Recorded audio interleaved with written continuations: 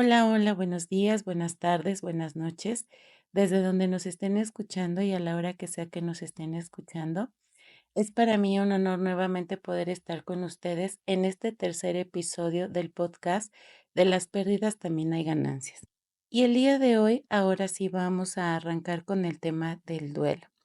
Recordarán que durante el episodio pasado estuvimos revisando lo que implica una pérdida o la definición de una pérdida.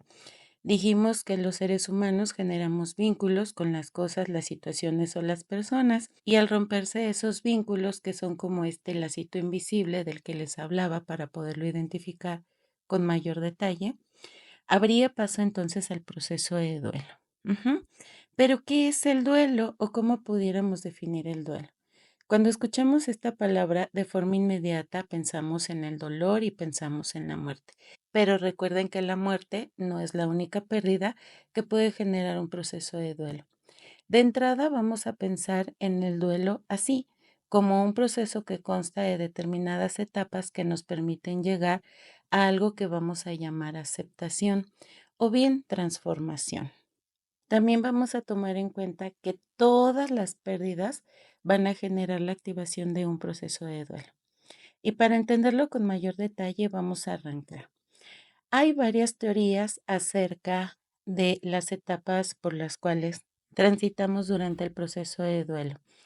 Y hay diferentes autores que nos hacen saber la definición de cada una de estas etapas, pero en realidad al día de hoy no hay nada dicho. Es decir, no hay una sola teoría que se adapte de forma general a todos los seres humanos. Esto es debido a que el proceso de duelo es único. Eso quiere decir que es personalísimo y que ninguna persona puede vivir el proceso de duelo igual o exactamente igual a la otra. Yo diría que ni siquiera similar. Si yo me reuniera con algunas madres que han perdido también a sus hijos por muerte, cada una de nosotras habremos transitado el proceso de duelo de forma muy particular.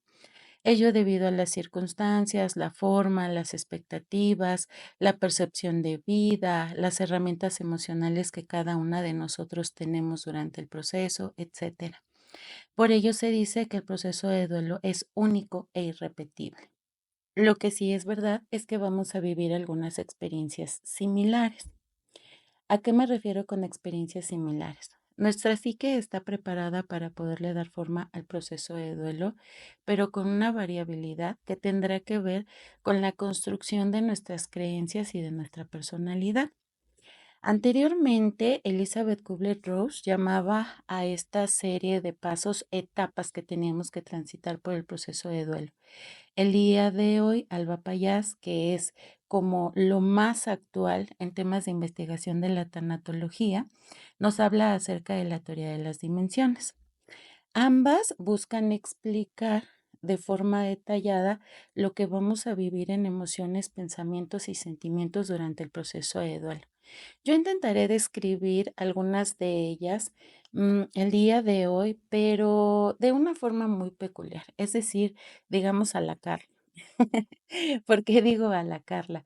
Porque esta es una forma que a mí me ha funcionado en el momento que estoy en consulta para que mis pacientes entiendan qué es lo que están viviendo, por qué lo están viviendo de esta manera y qué es lo que va a dar equilibrio a todo ese proceso, ¿vale?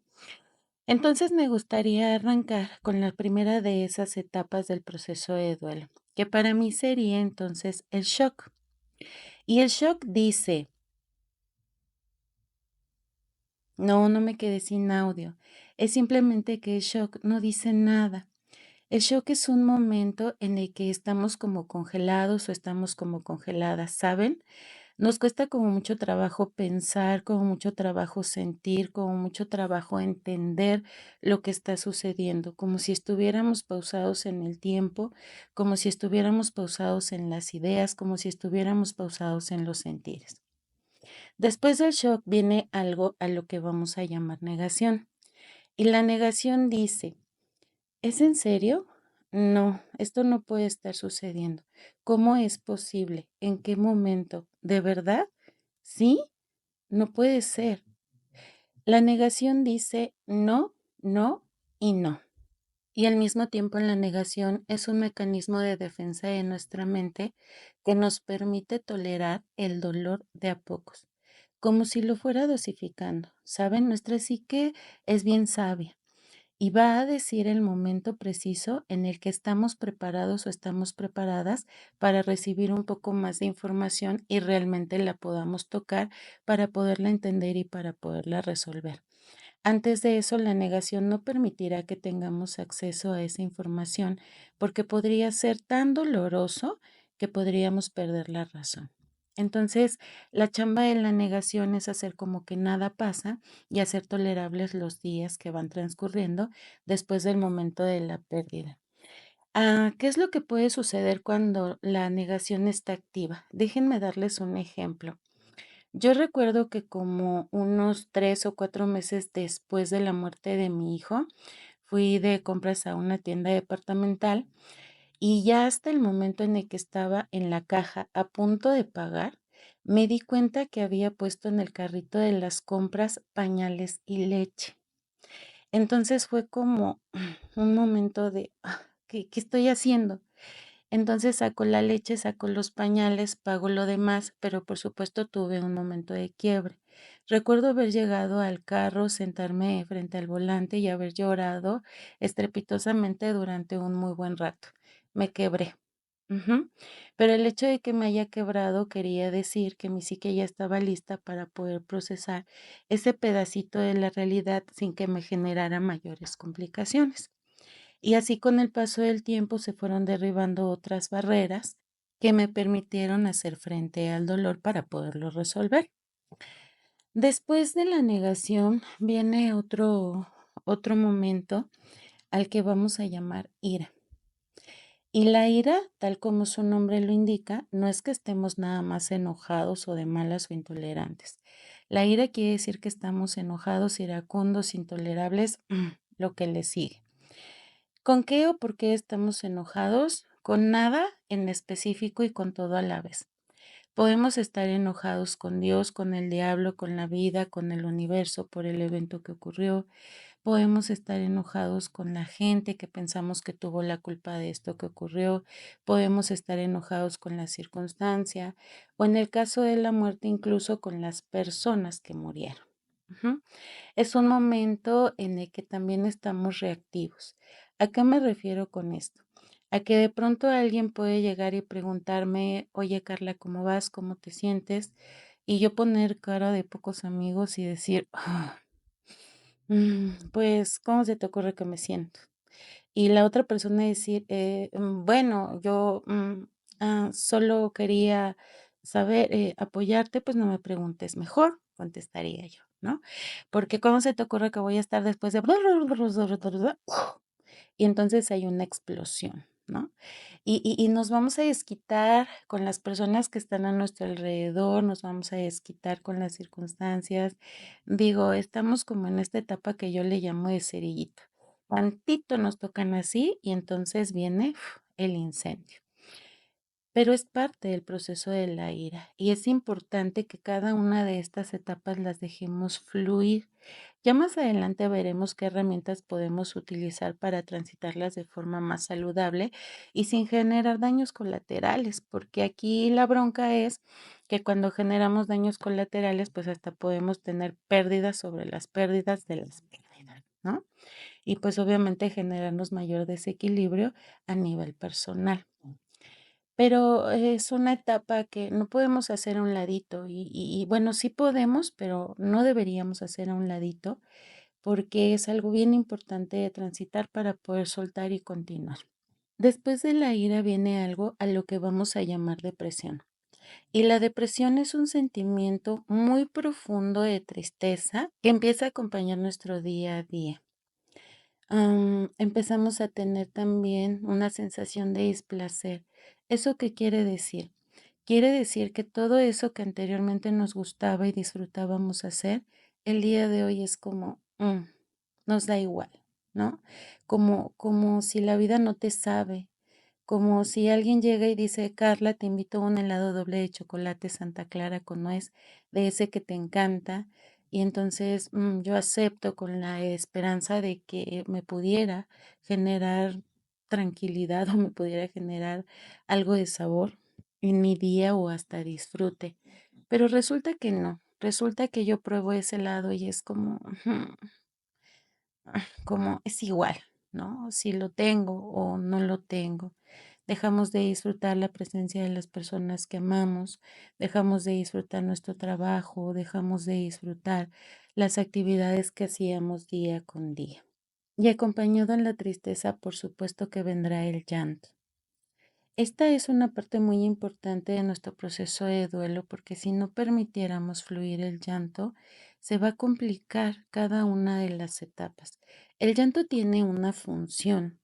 El llanto nos permite desechar todas aquellas toxinas que a nuestro cuerpo ya no le sirven y que se han acumulado en él, generando tensión, generando que nuestro cortisol se eleve, que tengamos ansiedad, que sintamos mayor angustia. Pero cuando le permitimos y le damos acceso al llanto, una chilladita ocasiona que hasta respiremos más tranquilos y que podamos dar equilibrio al proceso de la depresión. Ya platicaremos en otro segmento sobre los beneficios del llanto, por qué es importante llorar, de dónde viene el llanto, cómo lo hemos estigmatizado socialmente, tachándolo de que su presencia no debe existir, de que no debemos llorar, de que debemos de ser fuertes, etcétera, etcétera. Pero poco a poquito vamos a ir desmenuzando cada uno de los puntos que me interesan en estos temas del duelo. Pero para continuar, seguido de la depresión vendrá entonces algo a lo que voy a llamar resignación. Y la resignación dice, así como un suspiro profundo que sueltas y dices, ya entendí que esto está sucediendo, que no hay nada que yo pueda hacer para cambiar, pero no estoy de acuerdo. Y cuando digo no estoy de acuerdo, eso va a ocasionar que yo me regrese a alguna de las otras etapas del duelo.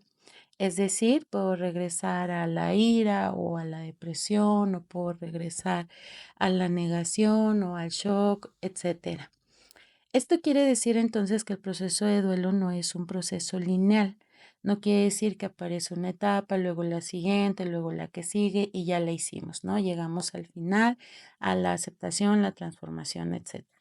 No, el duelo es más como un proceso en zigzag que se me imagina a una montaña rusa, con subidas, bajadas, curvas, llanto, tristeza, ira, etcétera. Así entonces puede ocurrir que en la mañana amanezca como muy tranquilo, muy tranquila, muy sereno, muy serena, como diciendo creo que voy avanzando, hoy me siento con mayor tranquilidad, esto está pasando, y para mediodía nos sentimos enojados, enojadas, iracundos, y para la tarde estamos súper tristes y para la noche estamos hechos un mar de llanto, ¿no? Entonces, es bien intenso y al mismo tiempo es bien volátil lo que está sucediendo en este proceso de duelo. Llegamos entonces a tener la sensación de que estamos perdiendo la razón, de que realmente estamos enloqueciendo, pero no es así. Noticia, no estamos enloqueciendo, estamos en duelo. Y si nosotros o nosotras tenemos herramientas suficientes para poderlo transitar, vamos a llegar al fin último del duelo, que es la aceptación. Y la aceptación dice, ya entendí que esto está sucediendo, que no hay nada que yo pueda hacer para cambiarlo, pero gracias a eso aprendí esto, aquello y lo otro, y hoy puedo ponerlo en práctica en mi vida. Es este momento en el que hacemos la recolección de todo el aprendizaje de esa crisis para poder generar nuevas herramientas y con ellas hacer frente a nuevas crisis, ¿vale? Pero entonces tengamos mucho cuidado, porque fíjense muy bien, tanto la resignación como la aceptación dicen, ya entendí que esto está sucediendo, que no hay nada que yo pueda hacer para cambiarlo, la resignación, pero no estoy de acuerdo. La aceptación. Y gracias a eso aprendí esto, aquello y lo otro y hoy puedo ponerlo en práctica en mi vida. De tal forma que muchas personas cuando han llegado a la resignación piensan que ya están del otro lado y no necesariamente es así, porque acuérdense que la resignación nos regresa al proceso, dependiendo de lo que todavía sea necesario acomodar por parte de nuestra mente o de nuestra psique.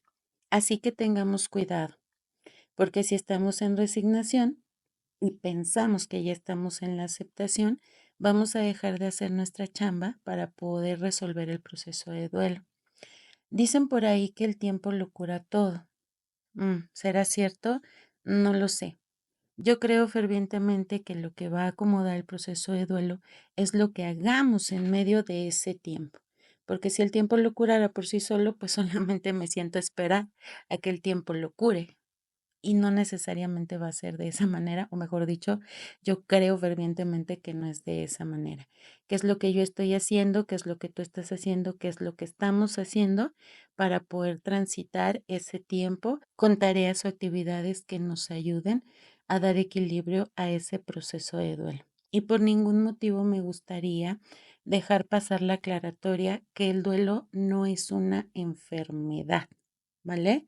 El duelo es un proceso natural por el cual transitamos todos los seres humanos que tenemos pérdidas a lo largo de nuestra vida y que nos apoya a ajustar o ajustarnos a una nueva etapa con nuevos aprendizajes, con nuevas creencias, con reajustes incluso en nuestros valores, con nuevas herramientas emocionales para próximas crisis. Y si pensaban que ahí termina el asunto, déjenme romperles un poquito el corazón, porque resulta que cuando un duelo está activo, se van a activar duelos anteriores, duelos viejitos, duelos que hemos estado evitando, finalidad de ver si ahora les vamos a dar chancecito de poderse resolver.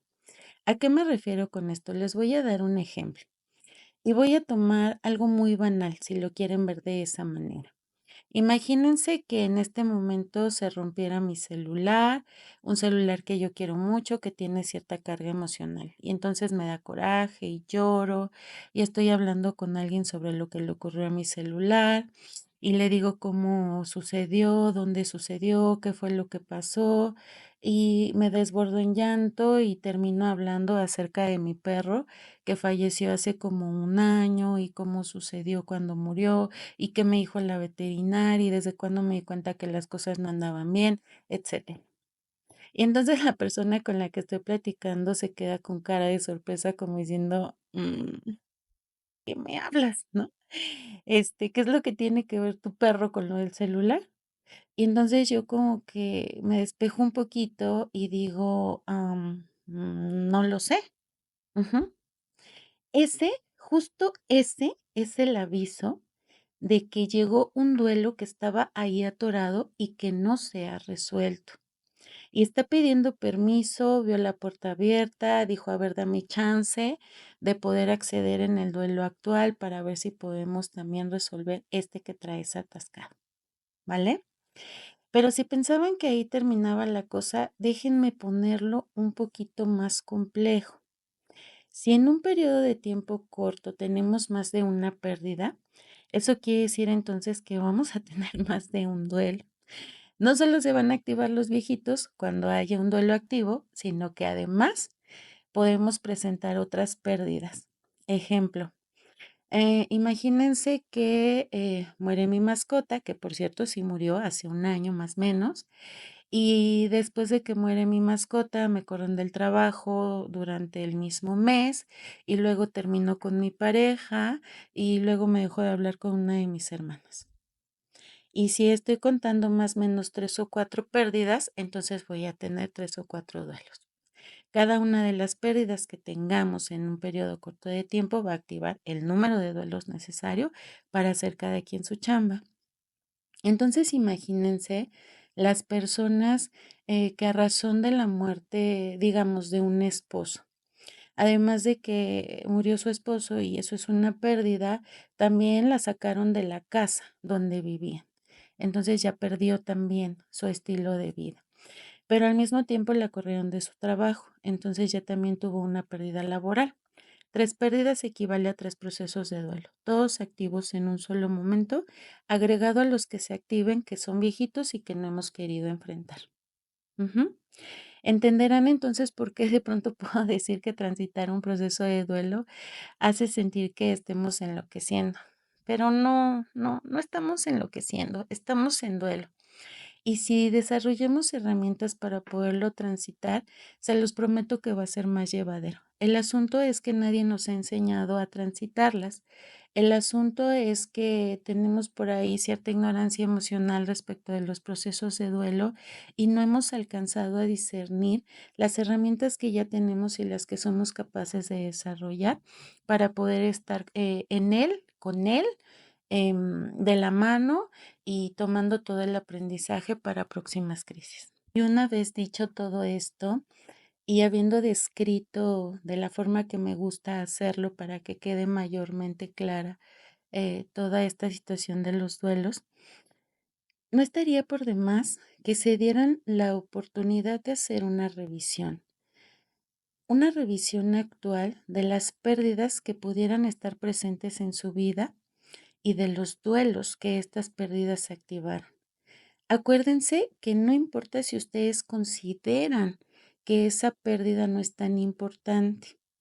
Recordemos, por ejemplo, el asunto de la muerte de las mascotas que todavía socialmente muchas personas juzgan porque lloramos a nuestros perros, a nuestros gatos, a nuestras arañas, qué sé yo.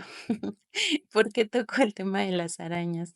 Pues porque alguna vez me llevaron a una adolescente a consulta de tanatología porque pensaban que estaba teniendo un gran sufrimiento por la muerte de su abuela y pues resulta ser que más o menos por la misma época se murió una tarántula que tenía de mascota y traía como más rollos ahí por la muerte de la tarántula que por la muerte de la abuela.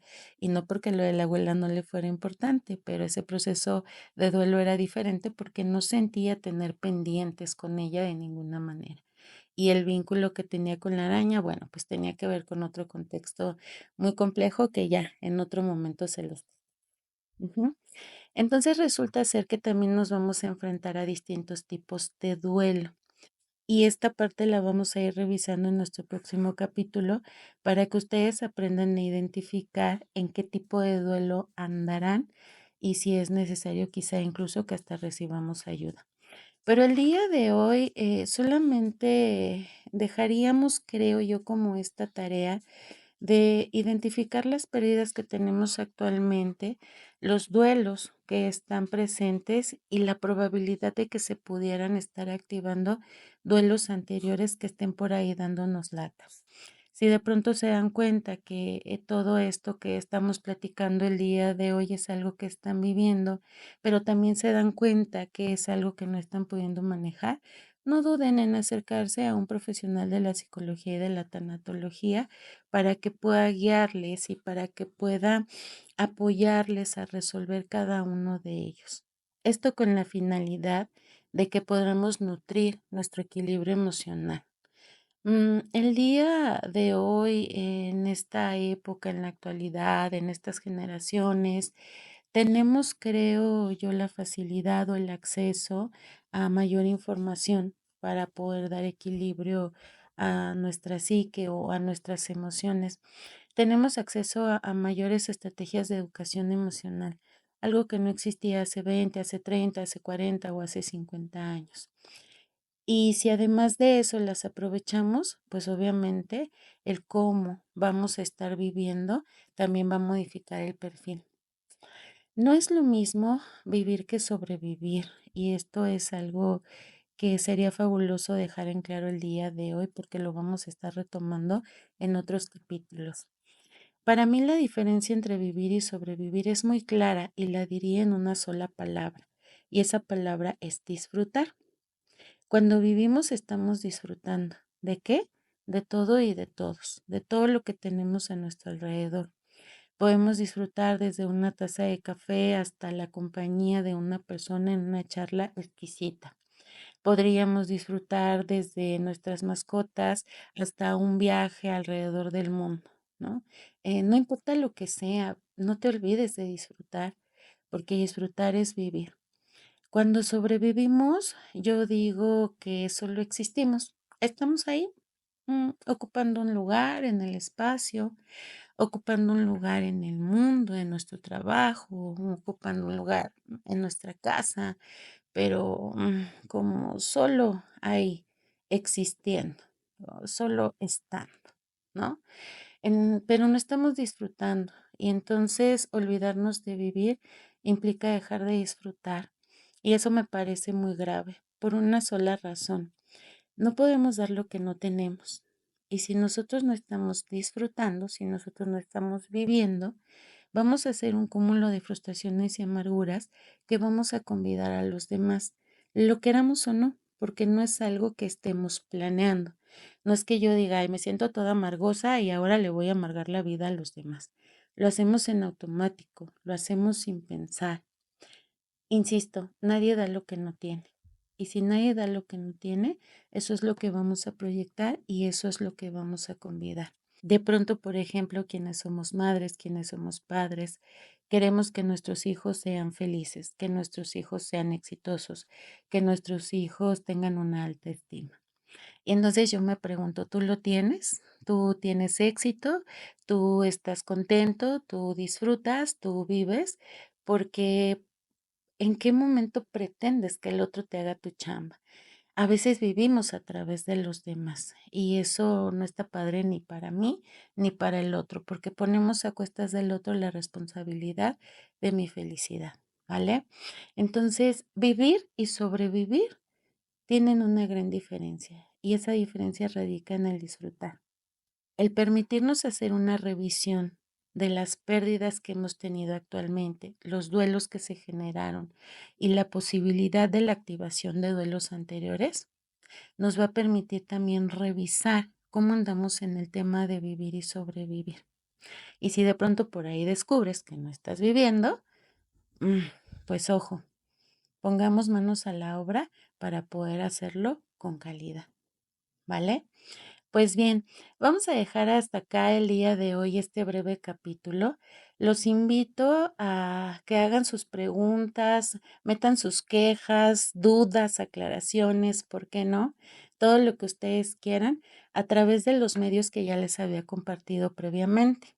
Uno de ellos es vía WhatsApp al 55 63 17 30 88 y el correo de Nauiolin Tanatología Integral @gmail.com. Recuerden que estas herramientas están hechas para ustedes, para que puedan compartir sus experiencias y las vayamos trabajando en los diferentes segmentos, para que puedan dar sugerencias acerca de lo que estamos haciendo en tanatología integral y, ¿por qué no?, para pedir ayuda si es que notan que la pudieran ocupar, ¿vale?